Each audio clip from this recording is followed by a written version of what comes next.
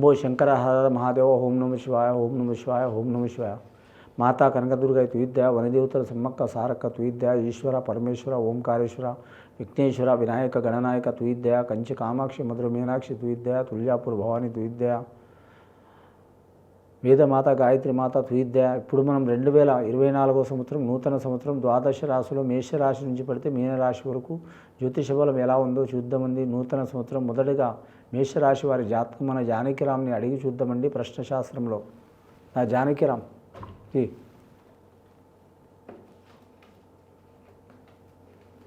ముఖ్యంగా మేషరాశి వారి జాతకంలో సబ్కా మాలిక్ ఏక్ హై అన్నట్టు షిరిడి సాయిబాబా వచ్చిండు. వారు ఎంత ఓపిక పడితే అంత చాలా మంచిదండి. మరి జాతక బలానికి చెప్పాలంటే సంజీవుని పర్వతం ఎత్తుకొస్తున్న ఆంజనేయ స్వామి వచ్చిండు. బరువు బాధ్యతలు చాలా ఉంటాయి మేషరాశి వారి జాతకానికి. అలాగే వారి జాతకంలో చూడాలంటే మాత్రం భక్తాంజనేయ స్వామి వచ్చిండు, అభయాంజనేయ స్వామి వచ్చిండు. వారికి ఆ భగవంతుడు, ఆ చిరంజీవి, వాయునందనుడు, హనుమంతుడు తప్పకుండా వారికి చాలా వరకు శుభయోగాలు కలిగిస్తాడు. ముఖ్యంగా ఈ రాశి వారి జాతకంలో చూడాలంటే మాత్రం కుజమహారదశ చాలా అద్భుతంగా ఉంది. కుజమహారదశ అద్భుతంగా ఉన్నందువలన కళ్యాణ విషయంలో కానీ, ధన విషయంలో కానీ, రుణ విషయంలో కానీ, వ్యవసాయ విషయంలో కానీ, సంతాన విషయంలో కానీ, కోర్టు కేసుల్లో కానీ విజయం పొందే అవకాశం ఉంటుంది. అలాగే వీరికి బహుళ అంతస్తులు కట్టే దాంట్లో కూడా కలిసి వచ్చే అవకాశం ఉంటుంది. ఆదాయం ఖర్చు సరి సమానం ఉంటుంది. వీరికి ధైర్యం ఎక్కువ ఉంటుంది. రక్తశుద్ధి చాలా ఉంటుంది వీరి పేరు మీద. కానీ చింత సచ్చినా పులుపు సావదన్నట్టు వీరు ఎన్ని బాధలు వచ్చినా వీరు మాత్రం ఎవరి మాట వినే ఉద్దేశం ఉండదు. వీరి జాతక బలానికి పట్టిన పట్టు వదలరు, ఎక్కిన గుర్రం దిగరు. ఒక పని అనుకున్నారంటే అది నిద్రపోయేదాకా వదిలిపెట్టరు. అసొంటి జన్మస్థానం ఉంటుంది. వీరి మేషరాశి వారి జాతకంలో శుభయోగం ఉంది. కృతికా నక్షత్రం వారి జాతకంలో చూడాలంటే ఇబ్బందులు ఉన్నాయి.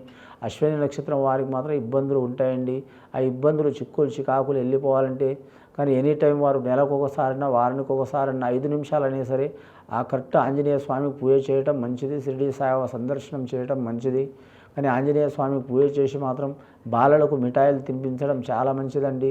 షిరిడి సాయిబాబాకు పూజ చేసి మాత్రం ముఖ్యంగా మాత్రం వారు తీపి వస్తువులు కానీ లేదా మాత్రం చపాతీలు కానీ మాత్రం చేసి పిల్లలకు కానీ పెద్దలకు మాత్రం పంచితే చాలా మంచిది.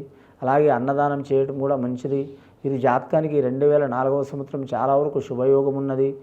కానీ వీరి జాతకంలో చూడాలంటే మాత్రం ముఖ్యంగా దృష్టి ఎక్కువ ఉంటుంది వీరి మీద.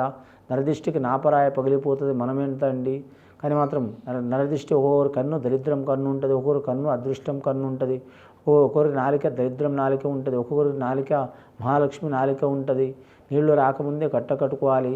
దృష్టి దోషం మంచిది కాదు. దృష్టి పోవడానికి మాత్రం నిత్యం వారు మాత్రం ఖచ్చితంగా ఆంజనేయ స్వామి ఆరాధన చేయటం మంచిది. కానీ వాస్తు దోషం ఇల్లు ఉన్నవారైతే వాస్తు దోషం లేకుండా కట్టుకోవాలి లేదా రిపేర్ చేసుకోవాలి. అలా కట్టలేని వారు మాత్రం ఖచ్చితంగా విఘ్నేశ్వరుని విగ్రహం మాత్రం ఇంటి ముందర చెక్కించాలి. మామూలు విగ్రహం చెక్కించినా కూడా చాలా మంచిది. ఇంటి ద్వారం ముందర, గేటు ముందర, లేకుంటే మాత్రం తెల్ల జిల్లేడు చెట్టుతో మాత్రం వేర్లతో సహా తీసి మాత్రం దాంతో తయారు చేస్తే వాస్తు దోషం తొలగిపోయే అవకాశాలు ఉన్నాయి.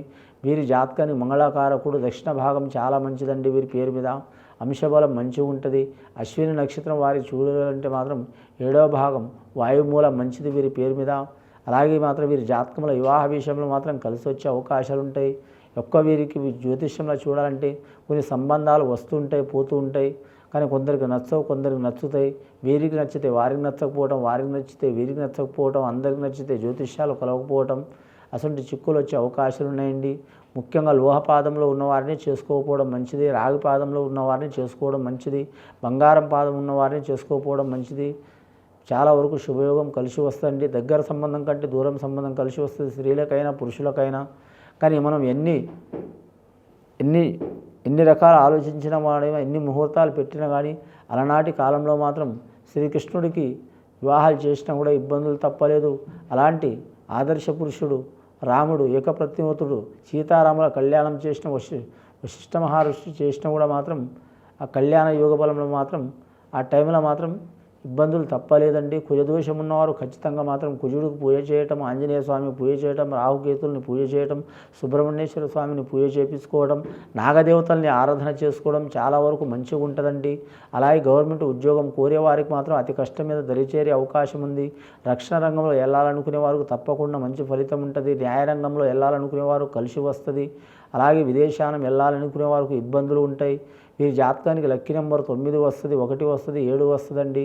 ముఖ్యంగా మాత్రం వీరికి సోమవారం అలాగే మంగళవారం, అలాగే వీరి జాతక బలంలో ఆదివారం కలిసి వచ్చే అవకాశం ఉంటుంది. వీరి జాతక బలానికి ముఖ్యంగా ఎరుపు వస్త్రధారణ చాలా మంచిది. వీరికి కందులు దానం చేయాలి. వీరి జాతక బలంలో వీరి పేరు మీద చూడాలంటే వ్యాపారం చెప్పాలంటే మాత్రం ముఖ్యంగా వీరికి భూమి వ్యాపారం కలిసి వస్తుంది, తైల వ్యాపారం కలిసి వస్తుంది, రియల్ ఎస్టేట్ రంగంలో కలిసి వస్తుంది, బహుళంతస్తుల వ్యాపారంలో కలిసి వస్తుంది.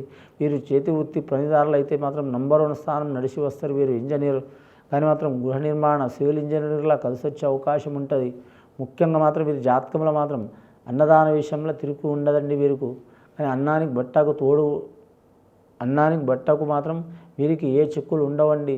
వీరు దొంగల పోయినా దొరల పోయినా ఎక్కడ పోయినా కష్టంలో అడవిలో పోయినా వీరికి అన్నం దొరుకుతుంది. స్త్రీలైనా పురుషులైనా.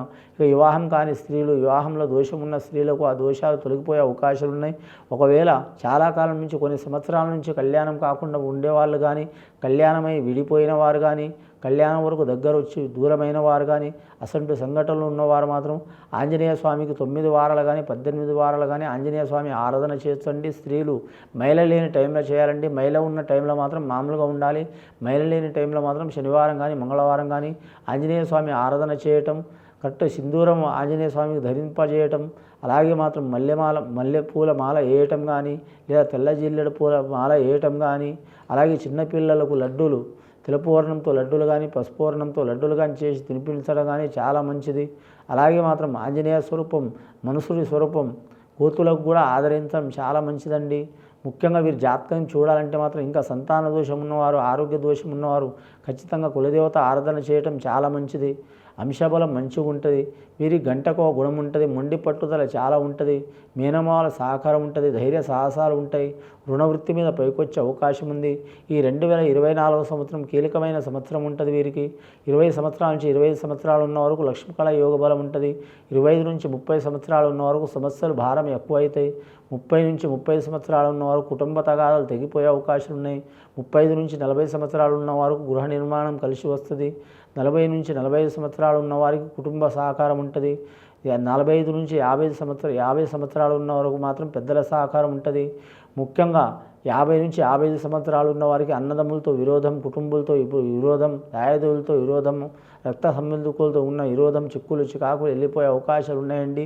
ఖచ్చితంగా వీరు స్త్రీలు కానీ పురుషులు కానీ ఆంజనేయ స్వామి ఆరాధన చేయటం, షిరిడీ సాయిబాబా ఆరాధన చేయటం, కులదేవత ఆరాధన చేయటం, అలాగే అన్నదానం, గోదానం, స్వర్ణదానం చేయటం మంచిది.